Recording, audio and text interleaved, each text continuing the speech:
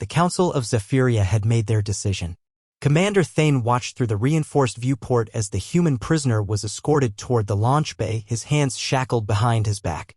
The creature called himself Marcus Chin, and he had been nothing but trouble since his capture 3 months ago. "You're certain this will work?" asked Subcommander Vex, her tentacles writhing nervously around her communication device. Thane's 4 eyes narrowed with satisfaction. The Vorthan beast has guarded the crystal caves of Kepler 442b for over a millennium. No living being has ever returned from its domain.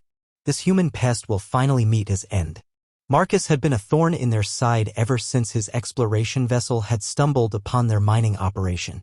Instead of submitting to their authority like other species, he had sabotaged 3 of their extraction platforms and freed dozens of enslaved workers. The council had grown tired of his interference. "The beast stands 12 feet tall," Thane continued, studying the holographic display of the creature.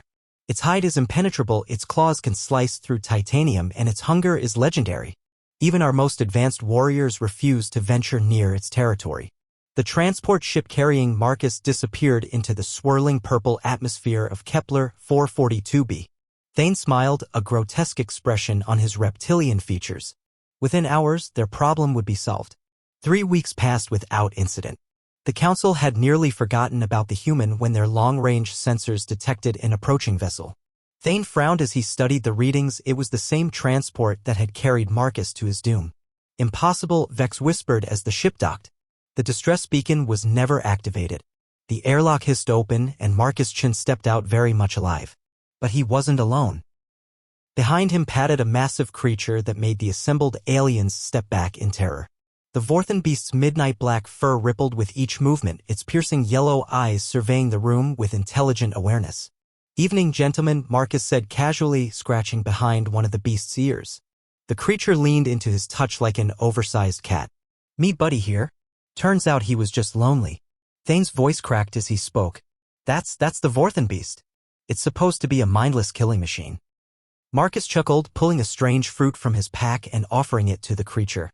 Buddy took it gently, careful not to nick Marcus's hand with his razor-sharp teeth. "Mindless? This guy's probably smarter than your entire council. He's been protecting those crystals because they're his eggs, well, his species' eggs. The crystal caves are actually a nursery."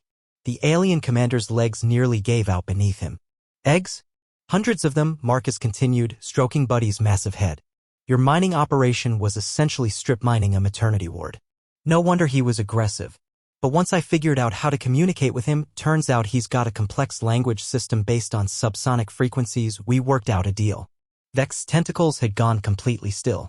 "What kind of deal?" Marcus's smile turned predatory. "Simple. You shut down all mining operations on Kepler 442b, release every enslaved worker in your fleet, and provide reparations to the species you've displaced. In return, Buddy here won't call his family to help him redecorate your ships." As if summoned by his words, the communication array crackled to life. Dozens of similar roars echoed through the speakers, the sound of Buddy's pack, already in orbit around the alien fleet. Thane looked at the human, then at the massive predator that seemed to hang on Marcus's every word, then at the growing number of contacts on their tactical display. The Council of Zephyria had sent one human to die on a hostile world. He had returned with an entire species as his allies. We accept your terms," Thane whispered.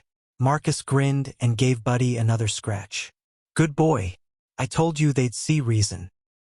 The beast's rumbling purr shook the entire command deck, and the Council of Zephyria learned that sometimes the greatest threat isn't the monster you send someone to face, it's the friend they might make along the way.